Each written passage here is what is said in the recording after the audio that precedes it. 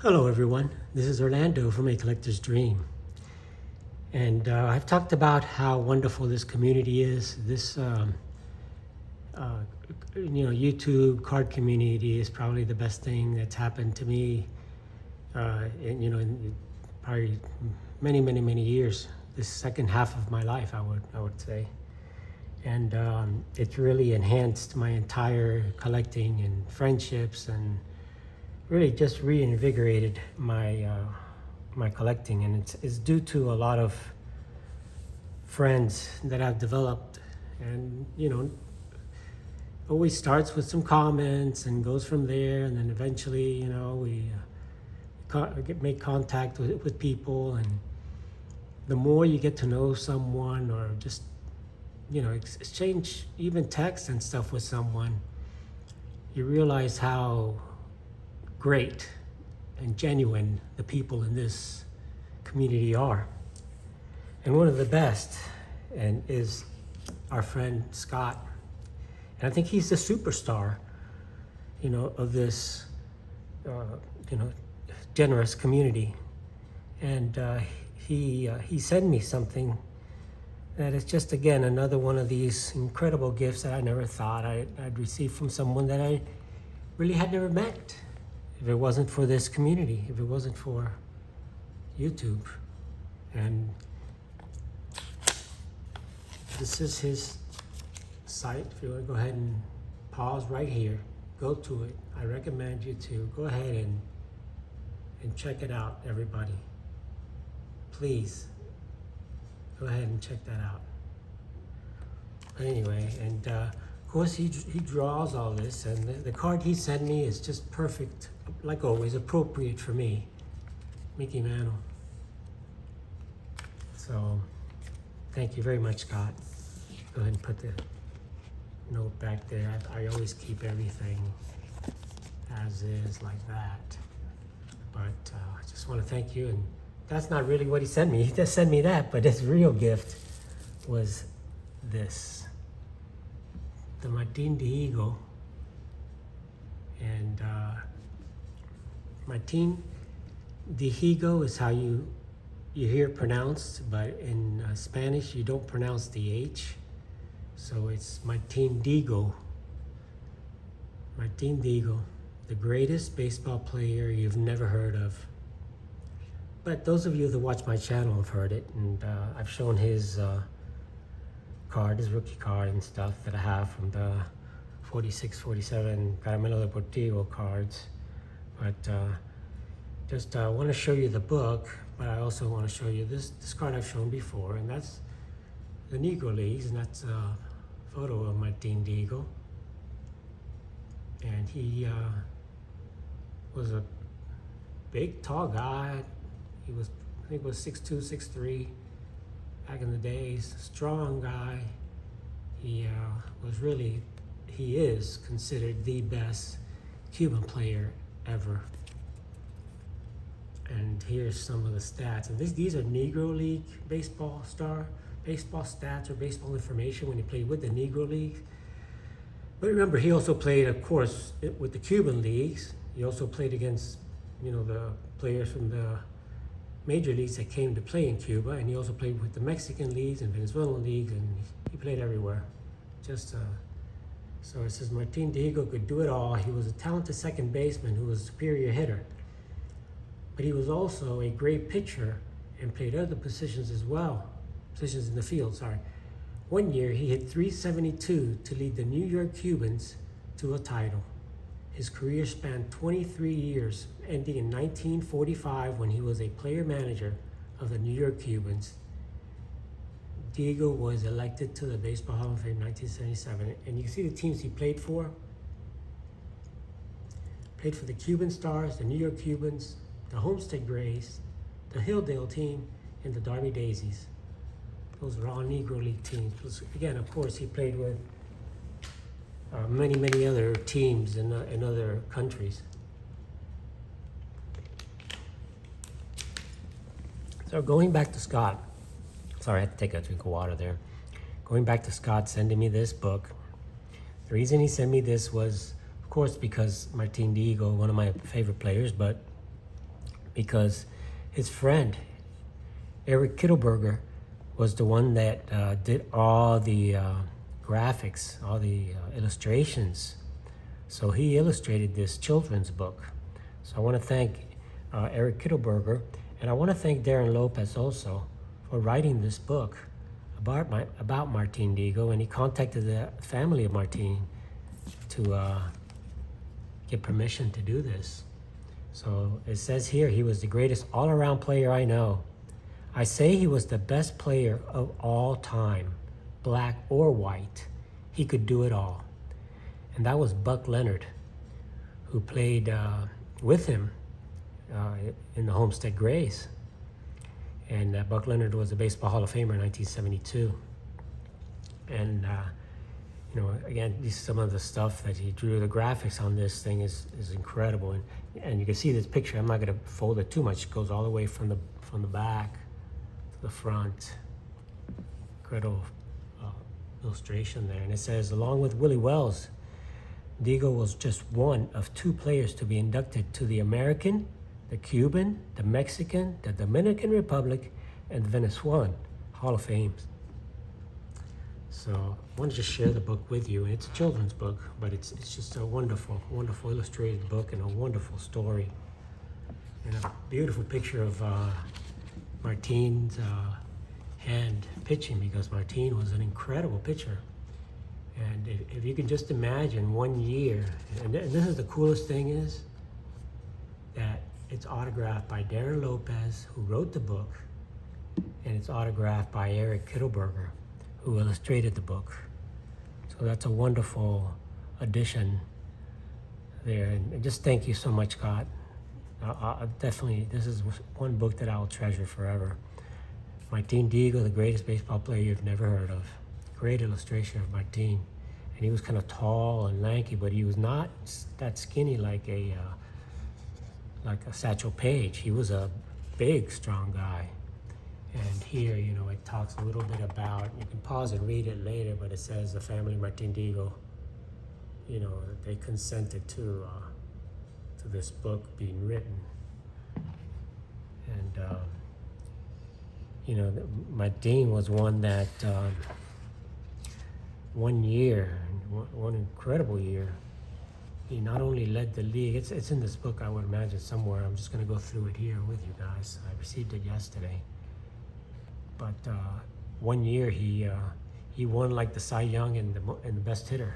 He was I think it was 21-2 with a .9 ERA. So he allowed less than 1 run per game. He had again, I think it was 21-2, and he also batted .387, which led the league both in the hitting and in pitching. And that's something that's just never been done. So Martin grew up in Matanzas, which is just right next to Havana. Some of my family lived in Havana. I was born in Matanzas. I was born in Havana, just a few miles away. So here it just says the rights and stuff like that to the book. So let's, you know, in Cuba, of course, you know, it was like, you know, like Florida, a very humid place where they can, no winter, so you can grow a lot of things like oranges and sugarcane and things like that. And this is the Cuban symbol or logo. It says, for the Dihigo family and all Negro League players who paved the way. And that's what the writer says. And then the illustrator for DMM with all my love, Eric. So it starts off again with a gorgeous illustration of some of the greatest players in all of baseball. You know, it says, everyone's heard of the legendary home runs of Babe Ruth, the amazing resilience of Jackie Robinson, the heart of gold of Roberto Clemente, and the beautiful swing of Ken Griffey Jr.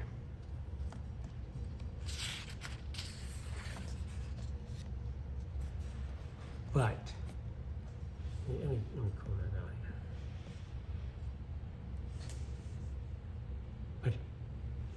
But have you heard of a ball player that excelled in every position, managed the team, was inducted into 7 different Hall of Fame, and who some have said was the greatest ball player to ever live?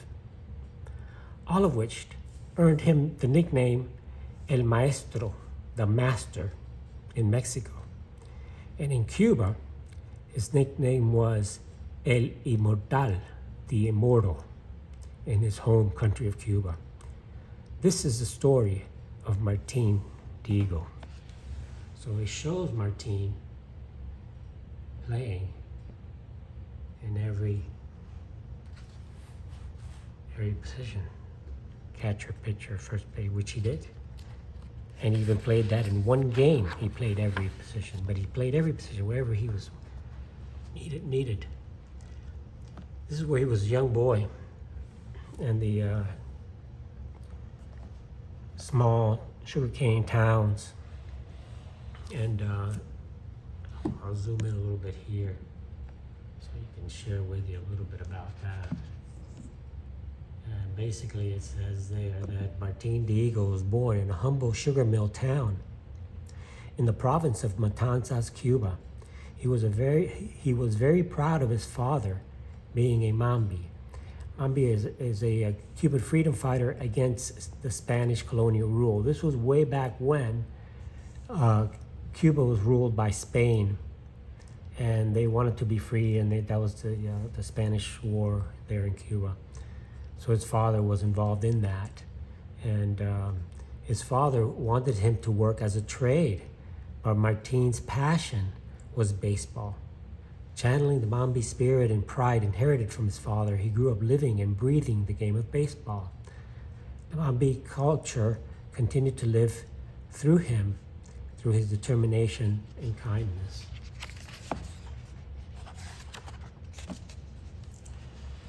So it goes on with just gorgeous illustrations there of him.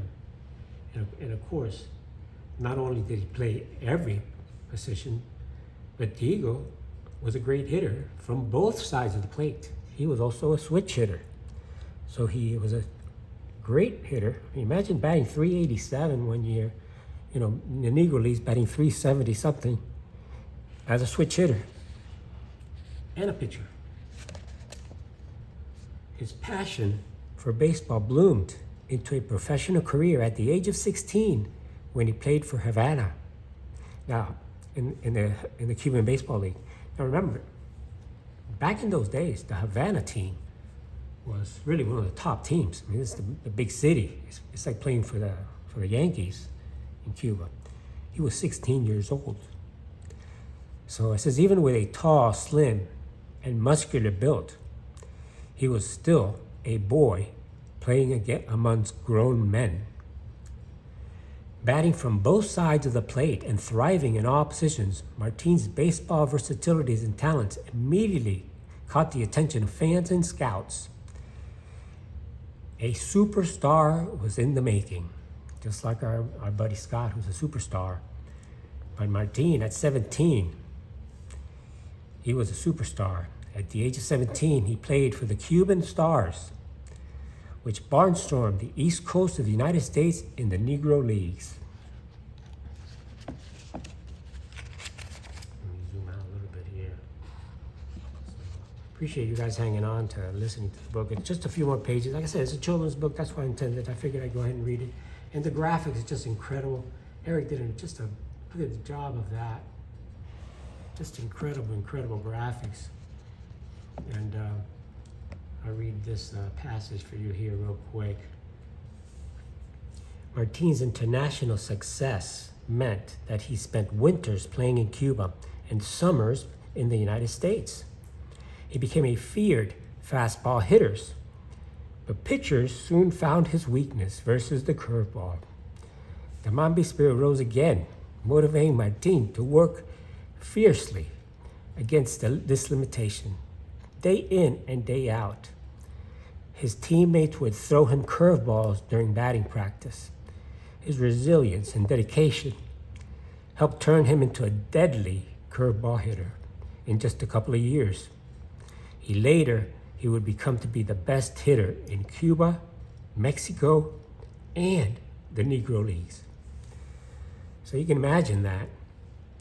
You know, they, like every player, you know, they find your weakness. The best pitchers in the leagues, word gets around, they found this weakness with curveball.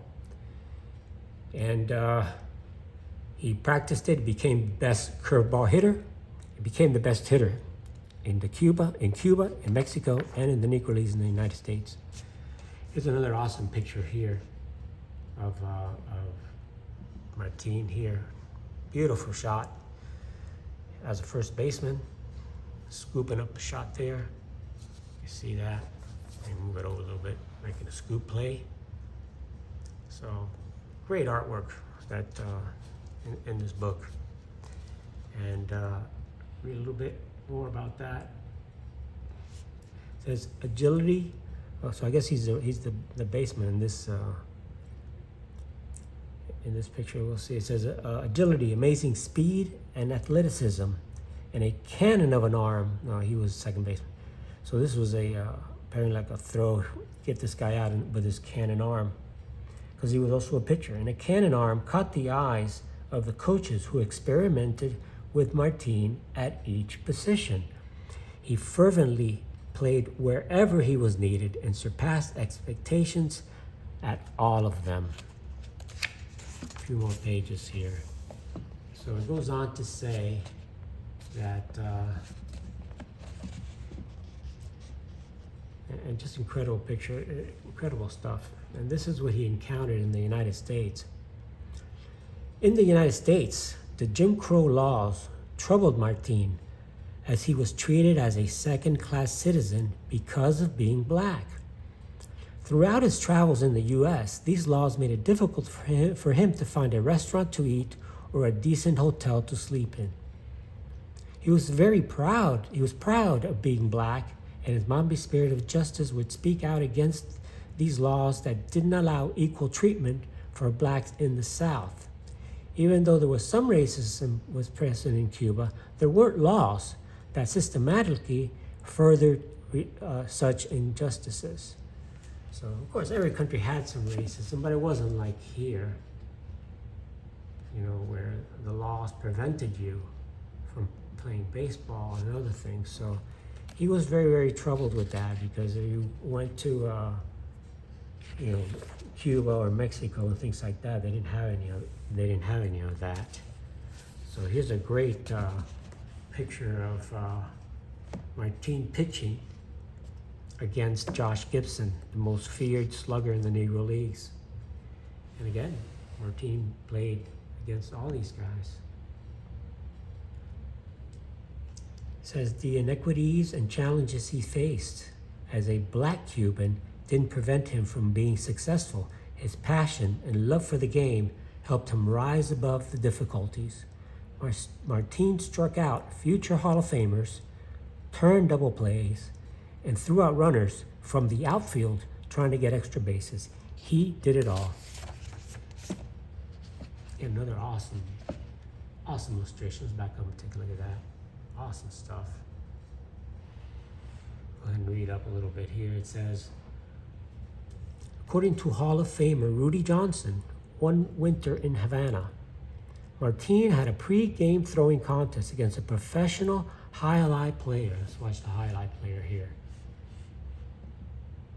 Against a professional highlight player who used his cesta to throw and hit the center field fence at one hop.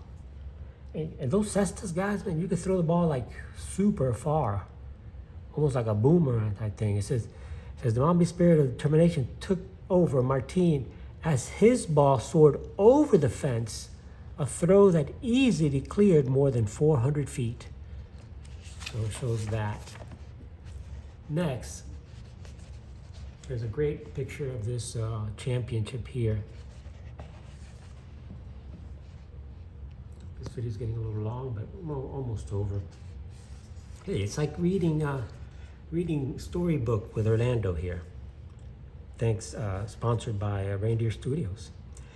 Martin excelled in the Negro Leagues and the Cuban Leagues as a pitcher and position player throughout the 1920s and early 30s. In Mexico, Martin's passion and graceful skills all over the baseball diamond earned him the nickname El Maestro, the master, because he was considered a master of the game, dominating as a pitcher and feared as a hitter. In fact, Martin went on to pitch the first no-hitter in Mexican League history. In the 1938 season for the Rojos, which is the Reds, del Águila Veracruz, he won 18 games and lost 2. That's what I'm talking about. He won 18 games and lost 2, allowing less than 1 run per game, ERA of .9, and still ended the season with a batting average of .387. He also played against future Hall of Famers in the Dominican Republic and in Venezuela.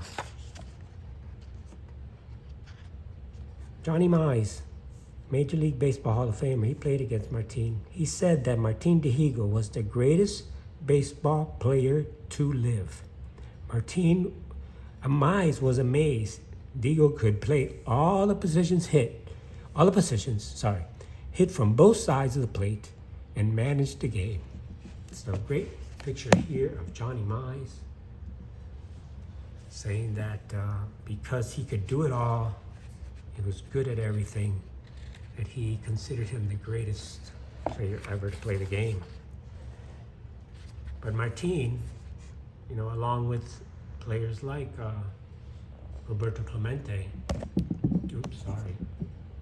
knocking it over here, was also known for his kindness. Try to get a good shot of that that I'm going to read next. Martin was also known for his kindness. He once helped future Hall of Famer Minnie Minoso as a child to get into the stadium in Cuba by having him carry his shoes and bat. Martin gave Minnie some lifelong baseball advice that Minnie later credited to help him on his path to becoming a baseball star. You can imagine, here's a little kid, Minnie Minoso, as a child, trying to get into the stadium, goes up to Martin, and Martin says, "Here, carry my shoes and my bat. Walk on in with me." He walked in with him. Says, in the true Mambi spirit, he helped a former teammate, Cristobal Torriente, who was down on his luck. Torriente is another Cuban Hall of Famer in the Baseball Hall of Fame, American Baseball Hall of Fame.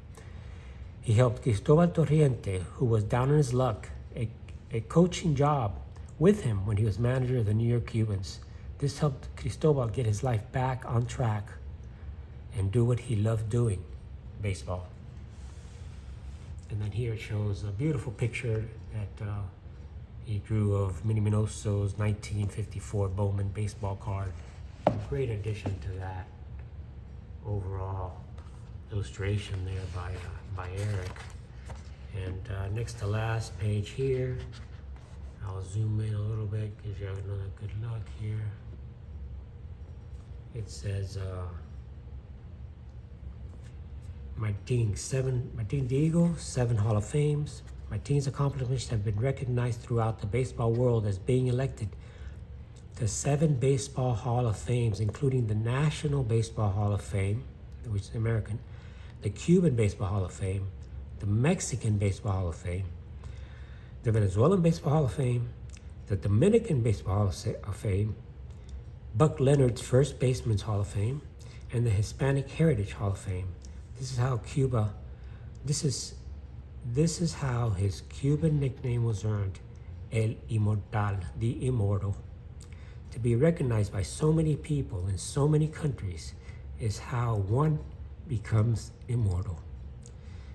As fellow Hall of Famer, the great Buck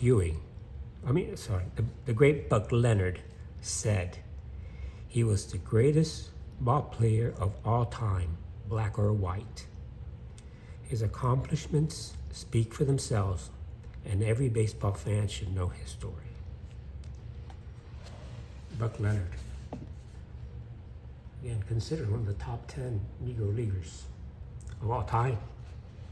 Buck Leonard said that about Martin Dihigo. So the rest is the author. And finds out here, I'll share this quick story. This is a long video, I know, but it's worth it. This is a, he's the Babe Ruth of Cuba, the Roberto Clemente of Puerto Rico, the greatest Cuban player. On a blistering, the author's note is, on a blistering hot summer day in Ponce, Puerto Rico, I walked to a bench to get some shade and saw an elderly man sitting on the bench in a New York Yankees hat. It was Milito Navarro. Hold on, I gotta get a sip of water.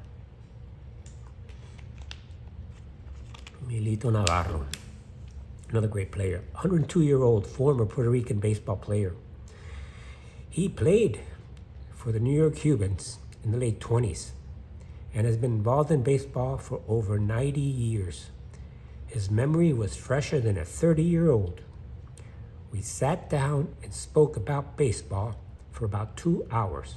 I asked him, "You have seen over a century of baseball, the Negro Leagues, the Major Leagues, and all Latin American Winter Leagues. You've seen Babe Ruth, Willie Mays, Ted Williams, Roberto Clemente.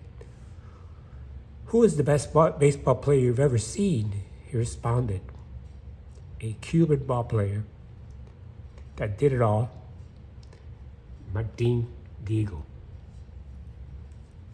And that is what inspired me, my research for this book, and motivated me to help Martin Dihigo continue to be immortal. There's Martin. There's Martin, some of his photos there. Here's his card. Some actual photos of him. There he is right there. He's a big guy. His autograph. His foundation. There's his foundation. We want to check it out. And I get emotional because this is just something that part of my history, my culture, my family. So it's a children's book, so it talks a little bit about, again, how did Martin's family background, how did his approach to his weakness, how did Martin feel about Jim Crow laws, and so on. And then it has his Hall of Fame plaque. And that's about it. Ends up with a picture of him batting. The rest just some blank stuff. So incredible book. Beautiful, beautiful illustrations. Just really a gift that I will treasure forever. And I just want to thank Skaght for sending me this book, and thank Darren Lopez and Eric Kittleberger for making it. Thanks for watching, guys. It's Orlando from My Collector's Dream. I hope you enjoyed it. I know it was long, but hey, to me it was just great, just reading and learning some history. Thanks for watching. Have an awesome, awesome day, and catch you on the next one.